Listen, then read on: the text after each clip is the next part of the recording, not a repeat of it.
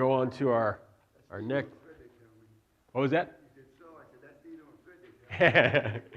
We're going to go ahead and go on to a new topic. We've covered a number of things so far because we're in our last month.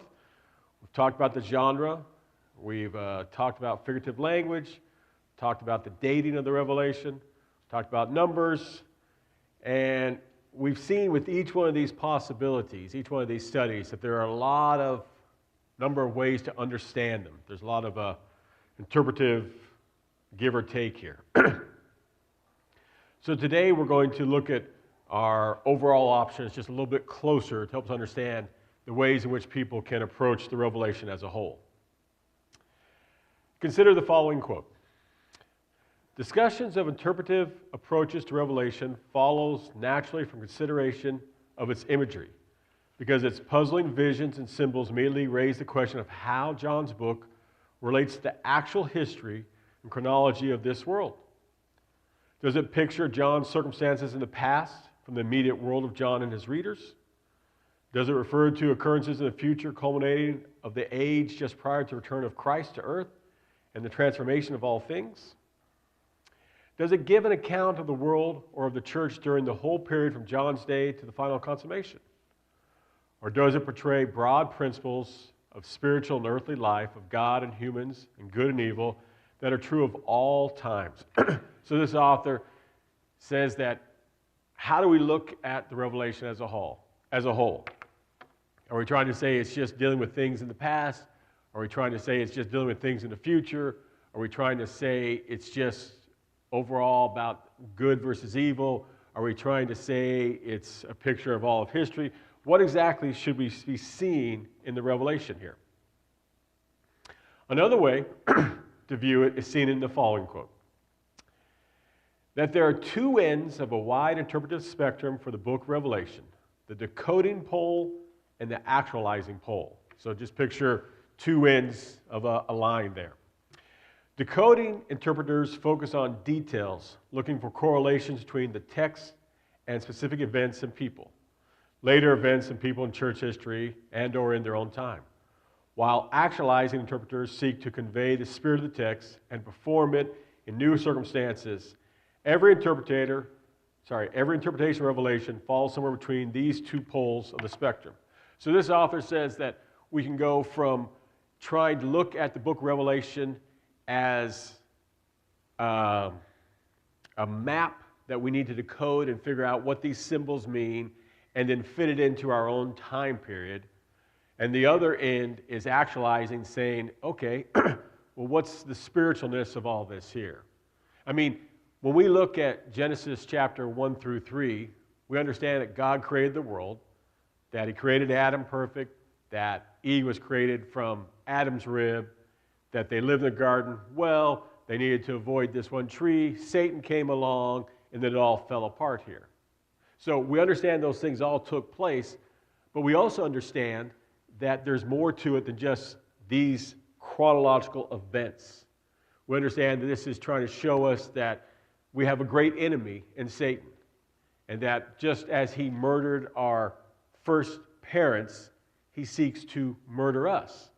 And it is something that he continues to do throughout all of time.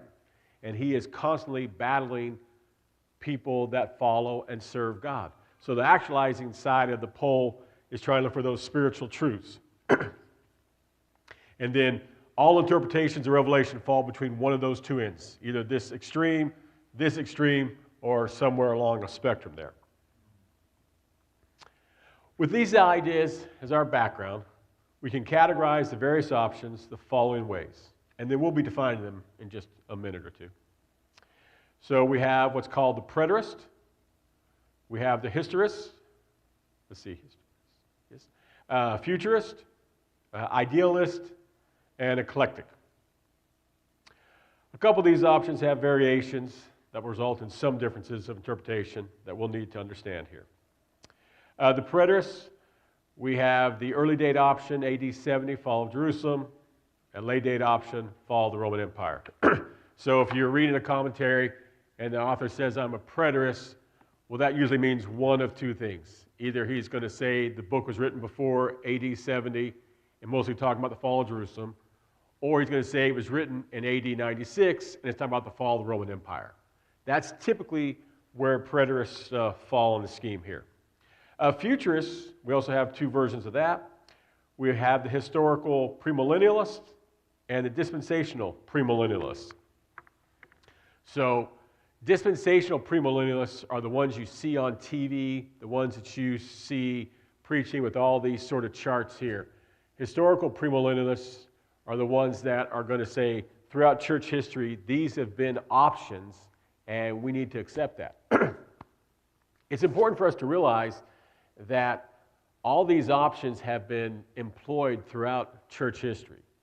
So we shouldn't necessarily look at one of them and say, well, because I associate this with this guy over here who teaches wrong on these things, this has got to be wrong, so I can ignore it. That's not the way to do it here, because the church has tried to present all these at various times and in various ways here. It's important, yeah. Okay, yeah, as one author puts it, these represent essentially the traditional approaches to revelation that are often surveyed.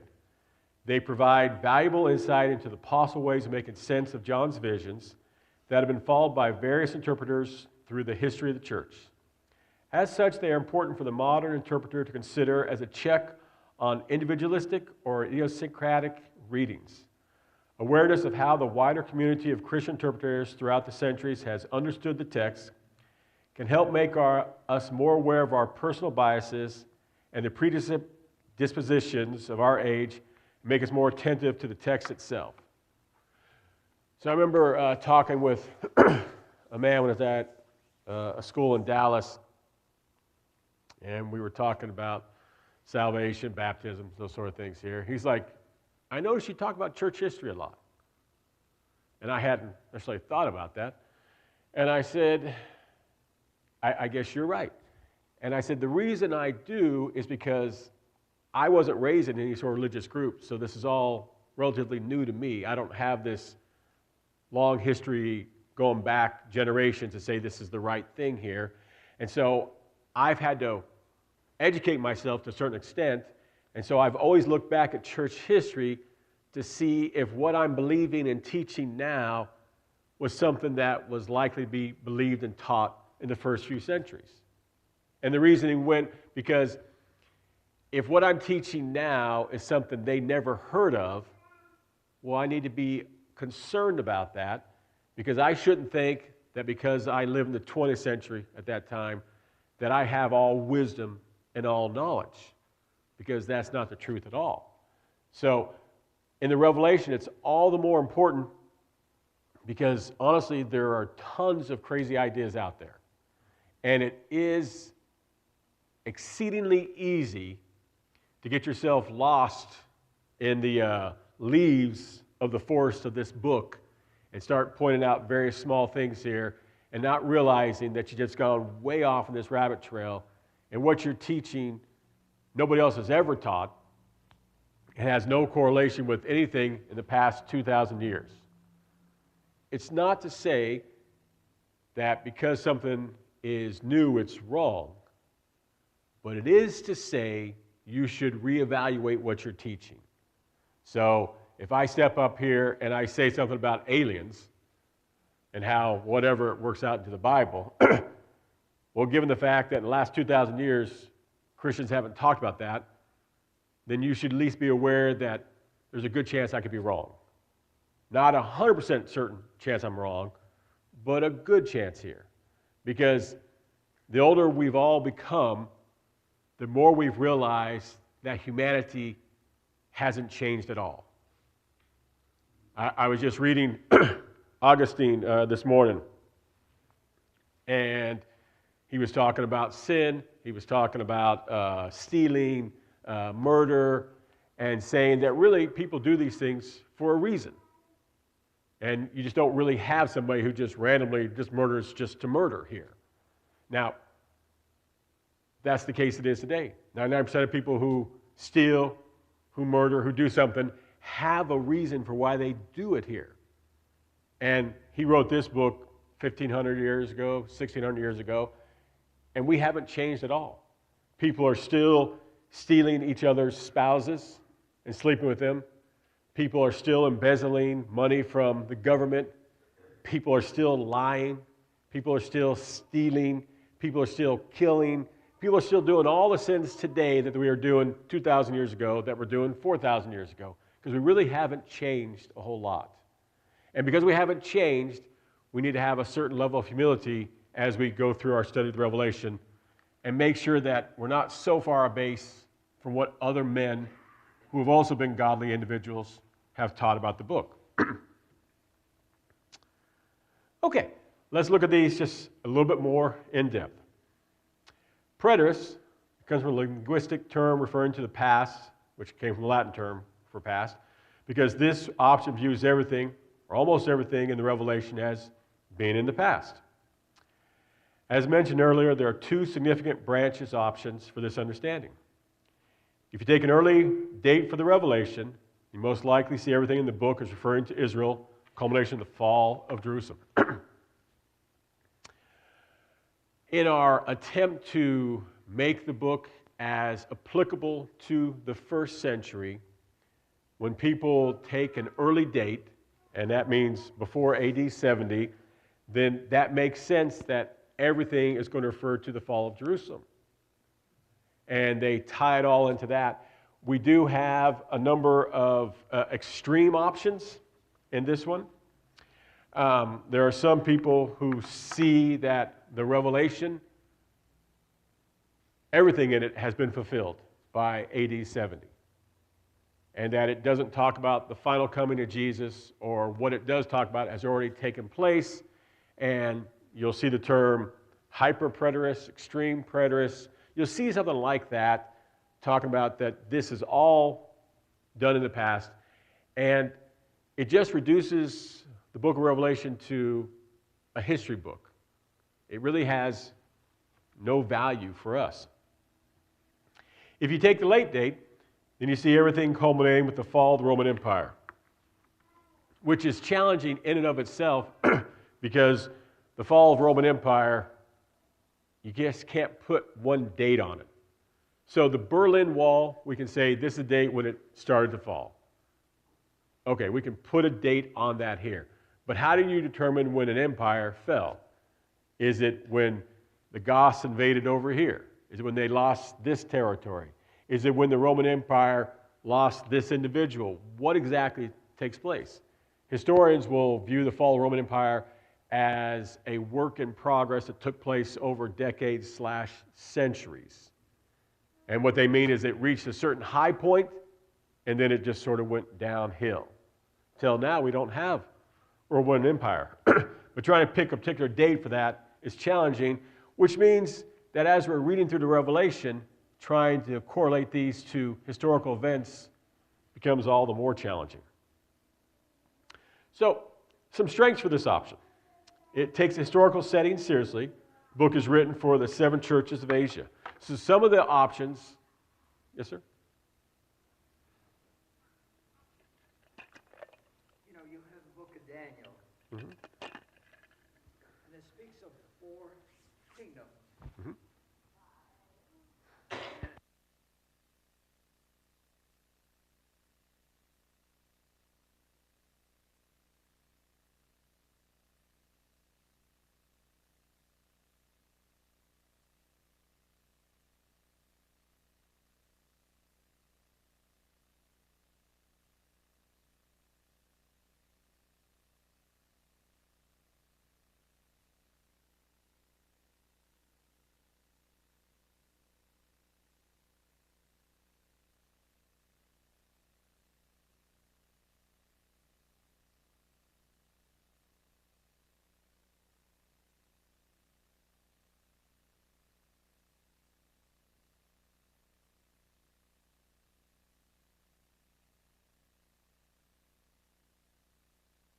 So, the preterist most assuredly takes consideration of historical situation. Some of the interpretive options may be more so.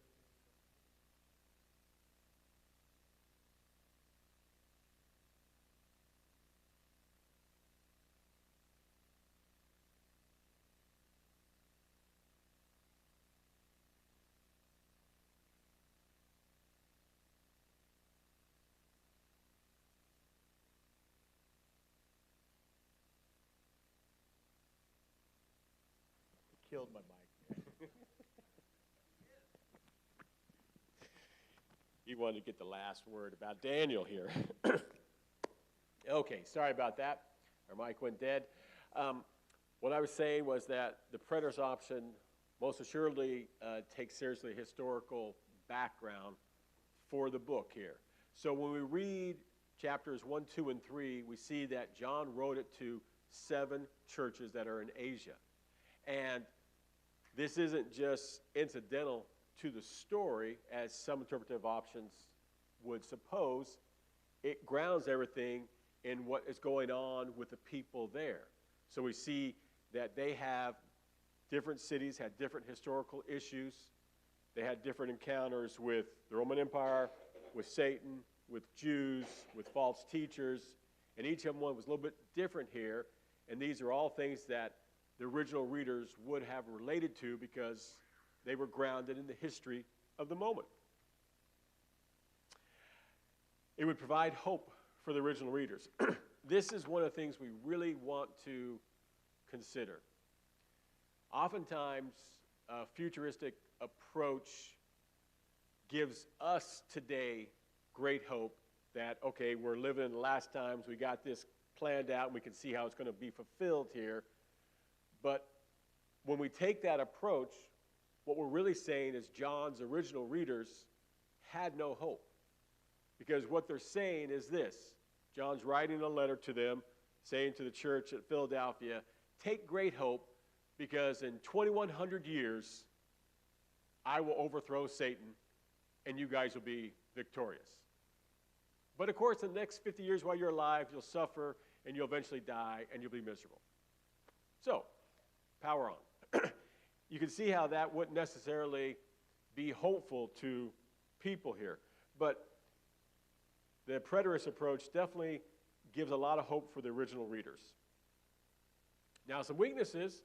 The AD 70 option, if we take everything as talking about the destruction of Jerusalem, well, that means nothing for the Gentile Christians in the rest of the Roman world, because they're all scattered throughout all the cities of the Roman Empire, and what does it matter that Jerusalem is going to be destroyed in this date? And these are the signs leading up to it here, because it doesn't affect us at all. And then, like we talked about for the fall of the Roman Empire, it just has limited value for us to know that 500 years from now, God's going to do something here. Because when we're talking to our family, when we need help, when we want encouragement, we're wanting something in the here and the now. And we understand that God tells us to persevere. And we understand that God tells us, I will be working in your life, I'll be doing things. But we still want help in the here and the now. This is why Jesus said that when I'm no longer with you in the here and the now, when I've been crucified, when I've been buried, when I've been raised up, when I've ascended to heaven, well, then I'm going to send you the Comforter. I'm going to send you the Holy Spirit. He will dwell inside you, and he will give you help in the here and the now. Because God understands that we live in the here and the now. And he wants us to understand those sort of things here.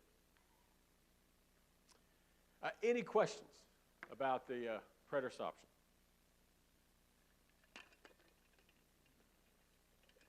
I don't want to run through them so fast you have questions, so there's a lot of things we could say.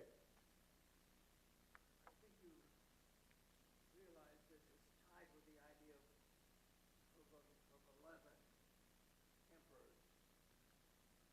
Because it thinks of the number 10 and then another one.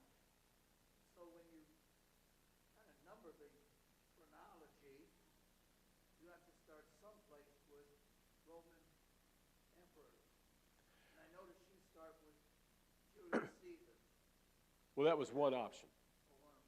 Yeah, so that's what I was saying, that when you choose to see that part in Revelation 17 about the Roman empires, it's always a question of who you start with. And everybody chooses to start with somebody different because there is no clear-cut, sure thing here. So in our history, we understand the first president was George Washington. There's no ifs, no ands, no buts. Now, in Jewish history, we say the first king was Saul, but of course, when you look at the book of Judges, you can see one or two of them declare themselves kings. So were they king? Were they the first king? I don't know, maybe not here. But then we, of course, go to David, and he's the first king that walks after God's heart, so maybe he's the first king. And so there's a certain level of ambiguity, and the rest of the Jewish writers play off that ambiguity here to a great extent. And from our point of view, from a 21st century point of view, we do not appreciate that ambiguity. Either you're 70 years old or you're 60 years old. Either you're a man or you're a woman. Either you're this or you're that. We like those options here, and saying you're something in between, we don't really appreciate. Other questions? Okay. So the second option is the historist. And this is not a popular option anymore. It used to be very popular, but it's just basically died out. Historist interpreters generally see Revelation as predicting the major movements of Christian history, most of which have been fulfilled up to the time of the commentator. So they view the book of Revelation as predicting all of world history from the death of Christ to wherever the person who's writing the book, this commentary, lives. So if they're living in the 1600s, 1700s, 1800s, 1900s, then they would see everything falling through like that. And I'll give you an example of it in just a minute here. The majority of these commentators have understood the seals, trumpets, and bowls as unfolding successive events of history in general chronological order. Christ's final coming is usually seen as very imminent. Typically, this view identifies parts of the Apocalypse as prophecies of the invasion of the Christian Empire, Roman Empire, by the Goths and the Muslims. Further, the corruptions of the medieval papacy, the reign of Charlemagne, the Protestant Reformation, destruction wrought by Napoleon and Hitler have been seen as predictive by John. The following slides list an example of how this position would understand the seals and trumpet here, so you get an idea of what we're talking about. So they would see the first seal as fulfilled in the state of the Roman Empire from the death of Domitian to the ascension of Commodus in AD 180. The second seal, death of Commodus, onward. Third seal from Caracalla, onward. Fourth seal, Decius to Gallienus. Fifth seal, persecution under Diocletian. Sixth seal, invasion of the barbarians, AD 365. Seventh seal, fulfilled in the trumpets. First trumpet, invasion by the Goths, 395 to 410. Second, invasion by Genseric, 428 to 468. Third trumpet, invasion by Attila the Hun. Fourth trumpet, final conquest of the Western Empire by that guy, King of Harai, AD 476 to 490. Fifth trumpet, Mohammedites. Sixth trumpet, the Turks. And then it just goes on and on and on. They would describe the great harlot as the papacy. The destruction of Babylon is the fall of the papacy. So you'll find that historical approach, historist approach, usually involves a great deal of venom against the Roman Catholic Church. And they would see everything as tying into that, because when the Protestant Reformation was going on, and then this was a popular viewpoint, well, the Roman Catholic Church was seen as the great evil of the time here. And they certainly did teach a great many things that were against God's word, no doubt. Strong points. I don't have any. So there might be some, and I apologize if somebody takes this viewpoint. I wasn't able to really see any overall strong points, nothing that I could justify at all. Weak points, overly concerned with the Roman Catholic Church, so it really is all against the Catholic Church. Limited value to the original readers. Again, if you're suffering persecution in the first century, the end of the first century, and John says Satan's going to cast some of you into prison for 10 days, it does not give you any comfort to say, well, the interpretation is that God will finally get rid of the beast, the sea beast, the earth beast, in 1,700 years. So persevere while you're in prison. That doesn't really give us those things because, for the most part, we as humans have a hard time comprehending those large of dates. So on the one hand, we can understand at a certain level, well, 2,000 years have passed, 4,000 years have passed. But when you look at your life and you try to envision what's going to happen 5 years from now, 10 years from now, 15 years from now, it is exceedingly challenging to envision what our future is going to be here. Because for the most part, we very much are tied to a day-to-day sort of living here. Some people are better at it than others. Some people can plan weeks, months, and a few years in advance. But very few people are able to see that many years into the future here. And if we're talking about something way in the future, well, that gives us no comfort to say that 30 generations later, well, God will do something. Because we want God, I always want God, to act in my life now. When I pray to God, I'm not asking Him to answer the prayer in my grandchildren's lifetime. I'm asking for help now. I need a job now. I'm suffering now. I need help now. I want something now. Now, I understand that God is going to take His time, but I also understand that God's going to do something for me to help me.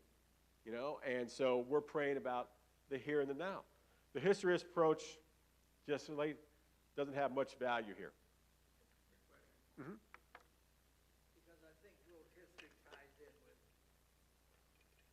what people think the book of Revelation. I know when I was in Norway, they were forming the 10 Nations Common Market. Yep. What it was called. All right. They had 9 of them. They wanted Norway to be number 10. And there was 2 objections to it. One, Norway didn't think it was good economically, but because it has a evangelical church, there was a statement that said, we don't want to be number 10 to make that idea of Rome, or at least the revived Roman Empire. So there was two strong elements. But I remember there was the religious side, because I was talking to a lot of the religious people there, that they didn't want to connect it with, because that would fulfill what they thought was this revived Roman Empire. So there is that concern just among everyday life. Now, I don't think there's so much now. We just think, oh yeah, it's going to be. Well, you give a good example because every time we try to correlate the Revelation with history, it falls apart just a few years later. And the historist approach really goes hand in hand with Gibbon's The Fall of the Roman Empire, the rise and fall of the Roman Empire. It just clockwork goes through it and says, here's how it correlates with this seal, this trumpet, this bowl, this whatever here. And so like I say here, they have undue focus on calculating times and events from history. And God really isn't wanting us to spend all our time focusing on the future about trying to see this time, see this event, because He understands, though oftentimes we don't, that we need to live in the here and the now and be focused on being fruitful with the fruit of the Spirit and trying to keep ourselves holy and persevering in this moment right here. Not trying to pin down when we think Jesus is going to come back again, not trying to see this predictive event over here as if that's going to do something for us in the here and the now. Because honestly, all of us have enough struggles just trying to be faithful to God, to pray on a regular basis, to try to read our scripture, to try to be kind to people, to try to be good examples without trying to figure out, oh, the sixth seal was fulfilled over in Europe in this event because I just saw this historical whatever on the newscast. We don't want to be people like that. As I said, it's not a popular option now. It's just basically gone away with. So you won't find really anybody other than Seventh-day Adventists who promote this sort of approach here. Any other questions? Okay. So let's go on to the next one. The futurist is the next one we'll discuss. As the name intimates, the book is about predicting the future. So futurists will look at the Revelation as being a roadmap to what's going to happen in the immediate future. Two main forms of this option. First, historical premillennialists. Second is dispensational premillennialists. While there are a number of differences between the two, from our point of view, from this class's point of view, the most significant are that historical premillennialists does not believe in a separate rapture. They don't see any difference between Israel and the church, nor do they see everything in an overly literalist sense. We usually use the word dispensationalist or premillennialist, and we're talking about one specific group of individuals who are road mapping the future, who are looking for a rapture to happen at some time, and then we're going to have this 7 years of tribulation. We're going to have Christ come back for this 1,000 years, and then we're going to have the end of the world and all this sort of stuff going on. The Left Behind series of mentality here. But when you look at church history, you see that the early centuries of church history writers were all premillennialists. And you think about it, if it says that Christ is going to reign for 1,000 years, well, there isn't necessarily a reason to interpret that figuratively because you're living in AD 250. It wasn't until after the 10th century that the church decided, well, maybe we should understand this number in a figurative sort of sense. Now, there were people in the previous centuries who understood it figuratively, but not everybody did, because there was still that possibility it could be a literal understanding of that. And so historic premillennialists, they look at the book and they see most of the things that's taking place in the future, but like us, they see Israel and the church as basically being the same thing. So the church is the new Israel. Dispensational premillennialists see a vast difference. So they would see two parallel paths to salvation, two things that are going on, and we radically disagree with that. And I believe the Bible radically disagrees with that as well. They don't see a particular rapture. Dispensationalists see this is going to happen and the rest of the world is going to suffer. They would say, like us, when Christ comes, we're all going to be caught up into heaven, and then that's sort of the rapture here. And then as they interpret the Revelation, they're more willing to see any number of figures of speech, any number of things that are not in a literal sort of sense here. Both variants of this viewpoint see everything from chapter 4 and onward as referring to sometime in the future. That is our future here. So if you're a historical premillennialist or dispensational premillennialist, then you would see everything from chapter 4 as taking place later than 2025. So this is just a rolling goal line as you look at interpretations, because you can get commentaries from the 1800s that predicted things that have now since been invalidated, 1900s, early 20th century.